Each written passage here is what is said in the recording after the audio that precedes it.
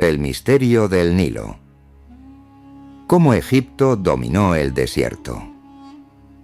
¿Cómo es posible que una de las civilizaciones más avanzadas de la historia floreciera en medio del lugar más seco e inhóspito del planeta? No fue suerte, fue una ingeniería divina. Hoy descubriremos por qué los antiguos egipcios no solo vivieron junto al río Nilo, sino que lo convirtieron en un dios para conquistar el desierto. Prepárate, porque la historia de Egipto es mucho más que piedras y arena. Introducción. El oasis en la nada. Egipto. Solo pronunciar el nombre evoca imágenes de faraones, tumbas colosales y secretos enterrados bajo toneladas de arena. Pero para entender realmente la grandeza de esta civilización, debemos situarnos en el mapa. Ubicados en el noreste del continente africano, los egipcios no eligieron un terreno fácil. Estaban rodeados por dos barreras naturales brutales, el mar y el desierto. Imagínate vivir en un entorno donde la lluvia es casi inexistente y el sol golpea con una intensidad que podría agrietar la piedra. En cualquier otro lugar, este sería un sitio destinado al olvido, un lugar donde la vida sería imposible. Sin embargo, en esta vasta extensión de aridez, ocurrió algo extraordinario. La civilización egipcia no solo sobrevivió, prosperó durante milenios. El secreto, una única vena de vida que atraviesa la nación de sur a norte. El río Nilo, la arteria del mundo. El Nilo no es simplemente un río, es la columna vertebral de la historia de Egipto. Con una longitud impresionante de 6.853 kilómetros, este gigante nace en las profundidades de África Central y recorre miles de kilómetros antes de finalmente besar las aguas del mar Mediterráneo, donde se abre en un delta majestuoso, una red de canales que han sido vitales para la agricultura desde tiempos inmemoriales. Pero ¿por qué el Nilo fue tan venerado? La respuesta reside en su ciclo. A diferencia de otros ríos que fluyen de forma errática, el Nilo era predecible. Y esa previsibilidad fue el reloj que marcó el pulso de la civilización. El don del limo. Cada año, el río se desbordaba, cubriendo las tierras aledañas con un sedimento oscuro y denso conocido como limo. Este no era un lodo cualquiera. Era una mezcla rica en minerales, restos orgánicos y nutrientes volcánicos traídos desde las tierras altas de Etiopía y el corazón de África. Mientras el resto de la región era polvo estéril, el valle del Nilo se convertía en un tapiz verde brillante cada vez que las aguas se retiraban. Los antiguos egipcios llamaban a esto el regalo del Nilo. Gracias a este fertilizante natural, no necesitaban sistemas complejos de abonos artificiales. La tierra se regeneraba sola, año tras año, garantizando cosechas abundantes que permitieron que la población creciera, que los artesanos trabajaran y que los arquitectos pudieran dedicar sus vidas a construir monumentos que desafiarían al tiempo. El dios que fluye. Para el egipcio antiguo, la línea entre la naturaleza y lo divino era inexistente. El río no era un recurso natural gestionado por humanos, era una entidad con voluntad propia. Era una deidad que exigía respeto y gratitud.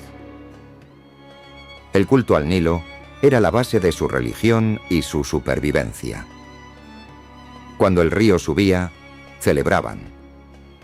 Cuando el río no subía lo suficiente, era señal de que los dioses estaban descontentos. Los rituales de ofrendas eran constantes. Flores, alimentos y oraciones se lanzaban a las aguas buscando asegurar que el ciclo de la vida continuara un año más. No es exagerado decir que, sin el Nilo, La arquitectura de las pirámides, los templos de Karnak y el esplendor de Luxor jamás habrían existido. El río proporcionaba los ladrillos de barro para las casas, el transporte para las enormes piedras de granito que venían del sur y el alimento para los miles de trabajadores que levantaron los monumentos que hoy admiramos. La vida en el valle. La sociedad egipcia se organizó estrictamente siguiendo la geografía del río.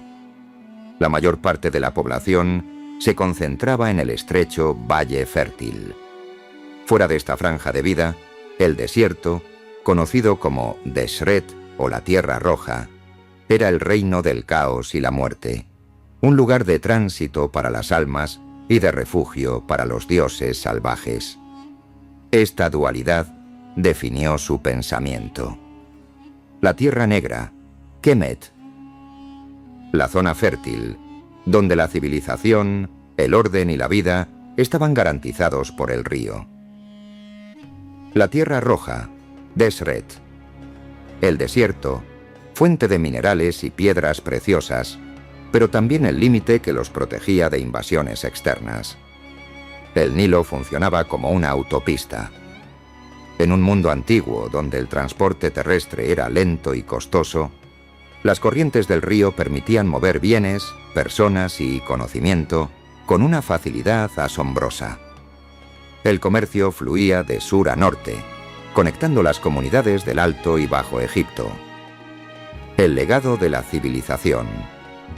A medida que pasaban los siglos, Egipto perfeccionó su maestría sobre el agua. Construyeron canales de irrigación, diques y depósitos para maximizar cada gota del Nilo. Fue esta disciplina lo que permitió que Egipto se convirtiera en el granero del Mediterráneo. Cuando observamos la magnitud de sus templos, debemos recordar que la verdadera obra maestra no era solo de piedra, sino de gestión ambiental.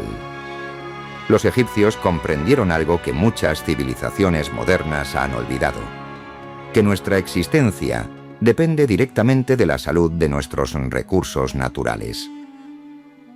Hoy, mientras miramos el Nilo, vemos la misma corriente que vio un faraón hace 4000 años. Es un testigo silencioso de la ambición humana, de la devoción religiosa y de la capacidad de transformar un entorno hostil en un paraíso.